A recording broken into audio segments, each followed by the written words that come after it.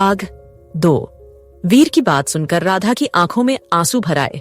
उसने सोचा था कि शायद वीर उसे समझेगा, उसके प्यार को महसूस करेगा, लेकिन वीर की बातों ने उसे फिर से तोड़ दिया।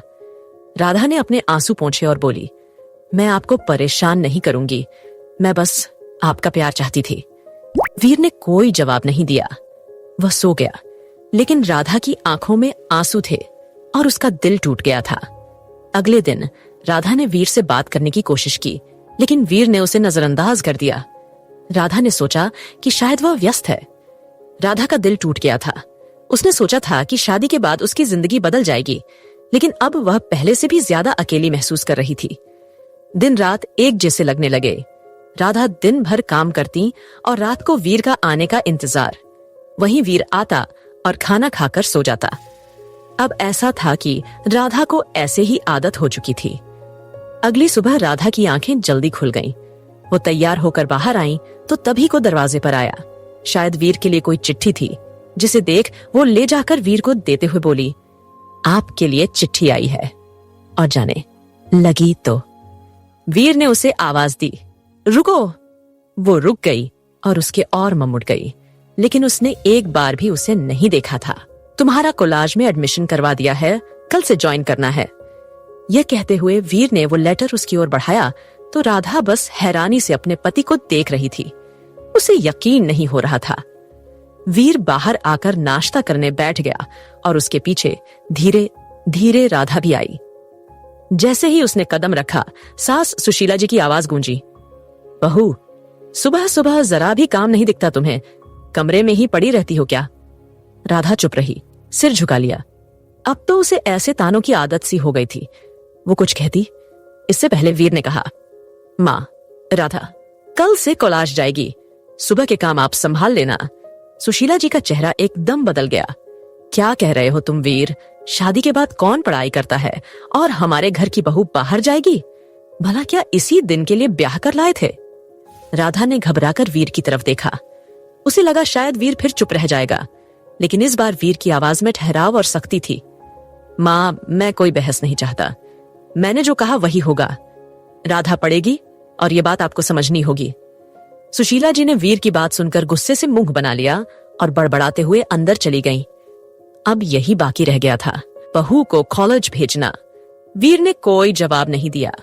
वो शांत भाव से खुद खाना परोसकर खाने बैठ गया। राधा बस उसे देखती रही।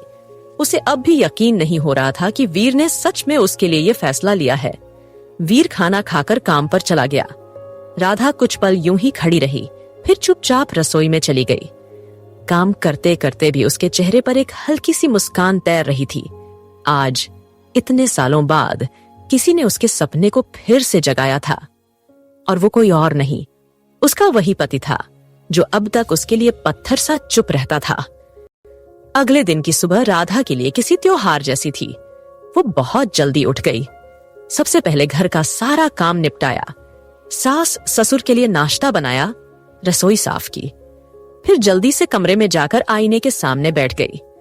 उसने अपनी सबसे प्यारी हल्की गुलाबी साड़ी पहनी, बालों में छोटी बांधी, माथे पर बिंदी लगाई और किताबों का छोटा सा बैग कंधे पर डाला। आज उसका पहला दिन था कॉलेज में। दिल में अजीब सी घबराहट और खुशी दोनों थी। वो बार बार घड़ी की ओर देखती, कभी दरवाजे की तरफ, जैसे हर पल वीर के आने का इंतजार कर रही हो।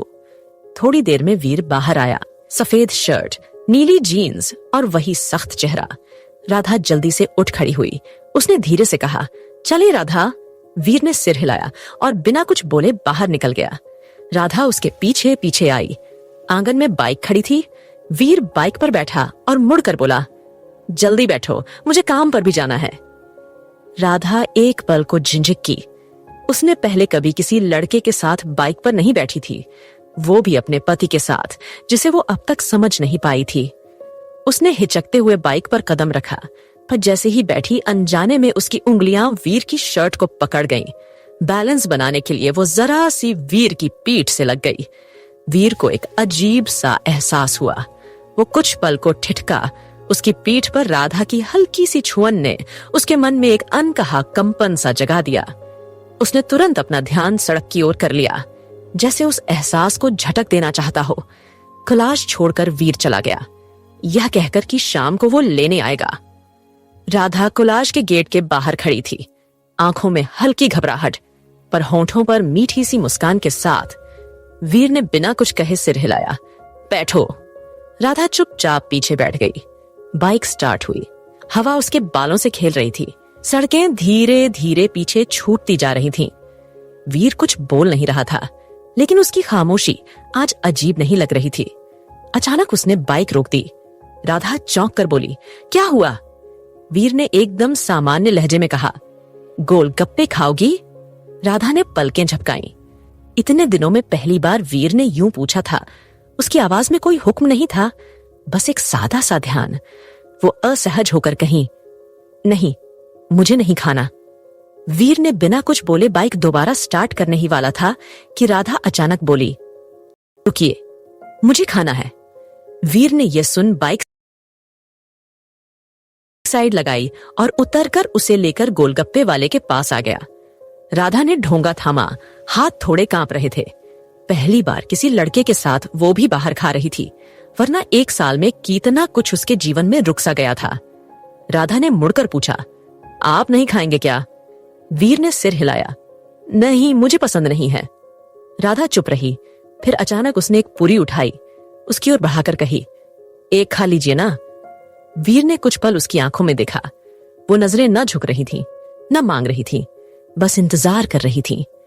वीर ने वो पूरी खा ली। राधा मन ही मन मुस्कुरा रही थी। दोनों फिर बाइक पर बैठे और घर के लिए निकल गए। अगले सवेरे राधा के पिता आए और राधा को ले जाने को कहे। माँ बीमार थी, जिससे वो भी मना ना कर पाए, वही राधा उनके साथ चली गई। रात बीतते वीर घर आया। आस पास राधा को ना देखकर वो कमरे में आया। वहां भी ना देखकर वो फ्रेश होकर खाने के लिए बैठा तो सामने उसके माता पिता बैठे और सुशीला जी उसे सभी को खाना लगाने लगी। यह देख अब वीर से रहा नहीं गया और वो अपनी माँ से पूछ बैठा, माँ, राधा कहाँ है? यह सुन सुशीला जी मुंह बनाए, कहीं अपने मायके गई है, उसकी माँ बीमार है, पता नहीं कितने दिन रहेगी वहां, यह सारा काम मुझे देखना पड़ेगा। वीर चुपचाप कमरे में जाकर लेट गया, लेकिन नींद आज कोसों दूर थी। राधा को गए हुए अब 4 दिन बीत चुके थे। घर में पहले जैसी रौनक नहीं थी। वीर का चेहरा अब भी वैसा ही सख्त दिखता था, पर आंखों में जैसे कोई अधूरी बात ठहर गई थी। सुबह की वही आदत, अखबार उठाना, नाश्ता के बिना निकल जाना, पर अब नाश्ता कोई बनाता भी नहीं था। सुशीला जी कभी कभी ताना मारती, देखा, यही होता है जब बहू को छूट दिया जाए तो बाहर का चस्का लग जाता है। घर की जिम्मेदारी छोड़कर मायके चली गई, अब बेटा यहाँ अकेला घूमे। वीर बस चुपचाप चला जाता। रात में जब वो कमरे में आता तो सबसे पहले नजर बिस्तर के उस खाली हिस्से पर जाती जहां कभी राधा लेटकर धीरे से बाल ठीक करती थी या सिरहाने पर उसकी किताब रख देती थी। अब वहां बस एक तकिया था और उस पर हल्की सी उसकी खुशबू बाकी थी। वो तकिए को पलटकर आंखें मूंद लेता। कितनी बार उसने खुद से कहा था कि राधा की बातों से फर्क नहीं पड़ता, लेकिन अब जब वो नहीं थी तो सब कुछ अधूरा लग रहा था, जैसे घर में कोई आवाज ही नहीं बची हो। इधर राधा की आंखों में नींद न के बराबर थी, पर उसके चेहरे पर शिकायत नहीं थी। रात को जब सब सो जाते वो छत पर चली जाती। हवा के झोंके उसके बालों से खेलते और उसकी आंखें खुद ऊपर आसमान की ओर उठ जाती। वो चांद को देखकर सोचती, शायद इसी आसमान के नीचे वीर भी मुझे याद कर रहे होंगे। पर फिर अगले ही पल हौले से मुस्कुराकर सिर हिला देती, नहीं, उन्हें कहां फुर्सत होगी, वो तो वैसे भी बात नहीं करते। और हर बार ऐसा सोचते सोचते वो अपने दिल की धड़कन पर हाथ रखती जो अब भी उसी के नाम पर धड़कती थी। 3 सप्ताह बाद वीर अब काम में और ज्यादा डूब गया था। एक दिन उसने अनजाने में शादी की फोटो खोली तो उसने और राधा थे। जहां उसके चेहरे पर कोई मुस्कान नहीं थी, वहीं राधा खुश थी। वीर के होठों पर भी एक धीमी मुस्कान आ गई, वो मुस्कान जो दिल के किसी कोने में गर्माहट बनकर रह गई थी।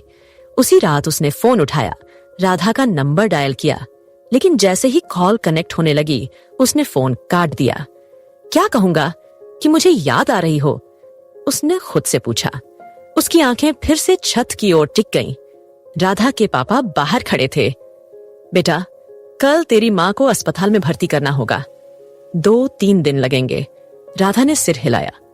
ठीक है पापा, मैं यहीं रहूंगी। लेकिन रात को जब सब सो गए, राधा ने धीरे से अपना फोन उठाया। उसकी उंगलियां कांप रही थीं। उसने वीर का नंबर खोला और लंबी सांस लेकर कॉल कर दी। फोन कई बार बजा और फिर एक गहरी, जानी पहचानी आवाज आई। राधा। राधा की आंखों से आंसू बह निकले। उसने बस इतना कहा, आप खाना खा लेते हैं ना? वीर कुछ पल चुप रहा, फिर बोला, हाँ खा लेता हूं। वो दोनों एक पल को कुछ नहीं बोले, जैसे खामोशी भी बातें कर रही थी।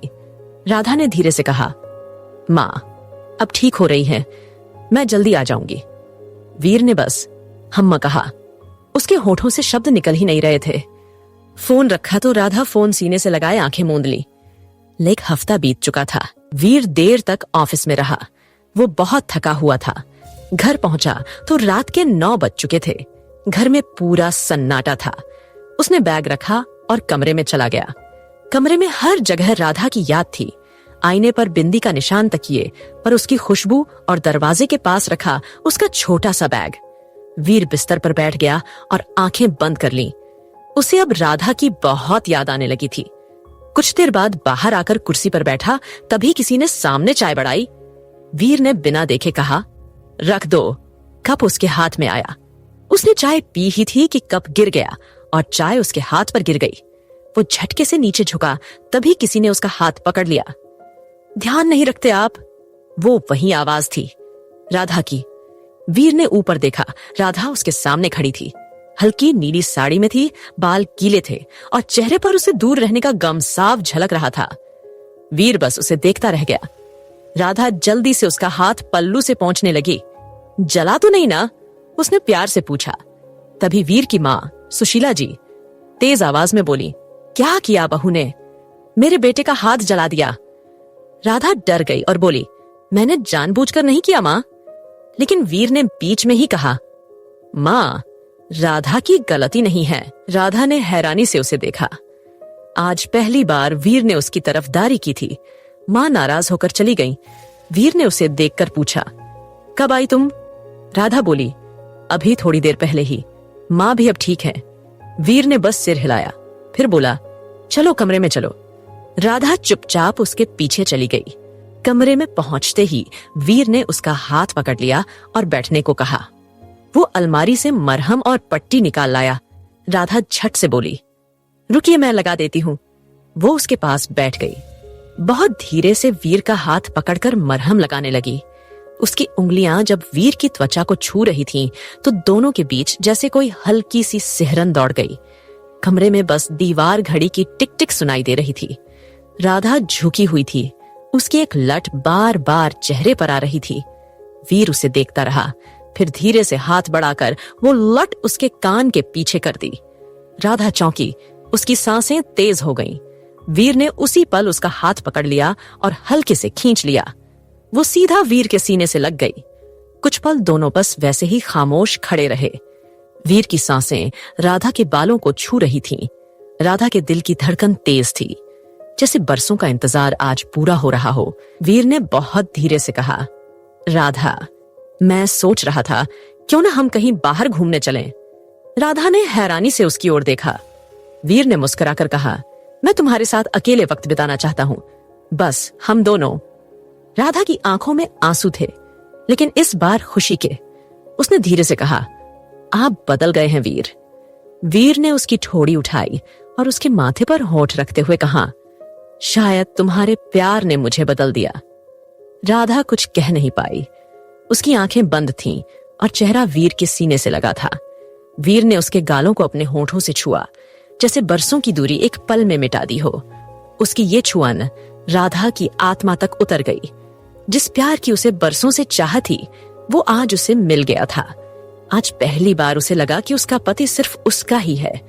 कभी कभी प्यार को शब्दों की नहीं, समझ की जरूरत होती है। राधा ने हमेशा दिल से प्यार किया, और जब वीर ने उसे समझना शुरू किया, तभी उनका रिश्ता सच्चा बना।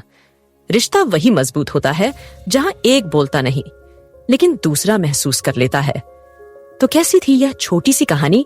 कमेंट में जरूर बताना।